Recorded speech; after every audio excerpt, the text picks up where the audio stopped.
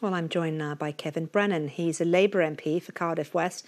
And Kevin, you made it clear exactly what you thought of Mr Sharp's appointment in 2021. So are you pleased now that he has resigned? Well, I think it was inevitable that he had to resign when it became clear that he had breached the Public Appointments Code and hadn't revealed in full, neither to the panel who appointed him or to the Select Committee, which has a constitutional role to approve that appointment before he actually gets into post, hadn't fully disclosed his dealings with the then Prime Minister Boris Johnson, the very person who was responsible for appointing him. So the Select Committee reached this conclusion some time ago, cross-party Select Committee, that it had been a serious breach of the code. And we haven't changed our mind. And I think today's report shows it was a breach of the code. And it also shows really that it's a failure by the government. They've been diluting the whole process by which public appointments are made, making them less independent with more political interference, briefing out names into the press in advance, putting off other candidates, packing the panel of people who make these appointments and not following the advice of civil servants. And this whole sorry affair is a personal failure for Mr Sharp, but it's also a massive failure for the government. But the BBC chairman has always been a political appointment, hasn't it? What's changed?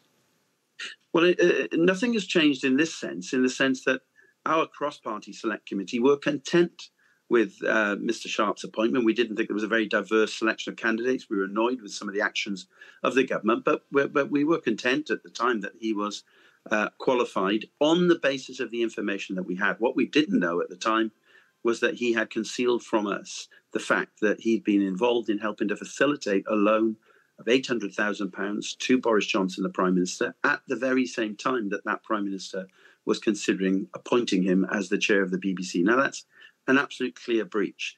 It is, perfectly normal that somebody might have political opinions and may have had political connections when they become the chair of the BBC. Right. But it's an independent role of the government, and it's absolutely essential that they're independent and that they are perceived to be independent. Okay, so and this sorry saga, shows that wasn't the case. Apologies for interrupting you, but what would you do to change the process then? Well, I think what the government should do is look to go back to the process as it was before about 2016, when they diluted and watered it down and allowed ministers to interfere much more directly and much more readily in the appointments process. For example, in this instance, the report shows the government packed the panel with people they wanted rather than putting the people on the appointments panel that were recommended by the independent civil service.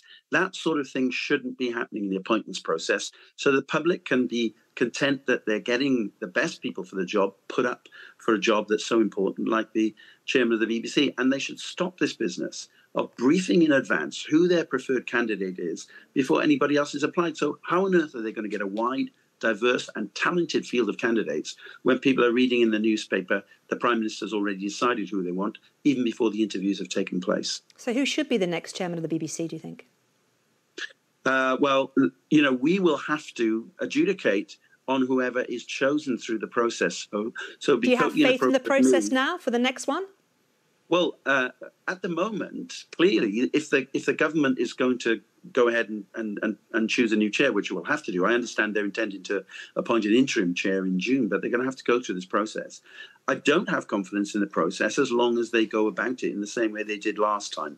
They've got to stop briefing out who their preferred candidate is to the press, make it clear they want a diverse and wide-ranging bunch of candidates who are qualified for the job, and allow the civil service to independently suggest the people who are on the independent panel. Then they can recommend a number of candidates and the government can have their choice of the ones that they want.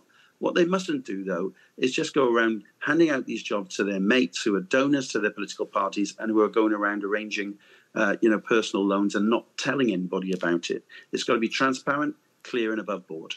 Kevin Brennan, Labour MP for Cardiff West. Good to talk to you. Pleasure.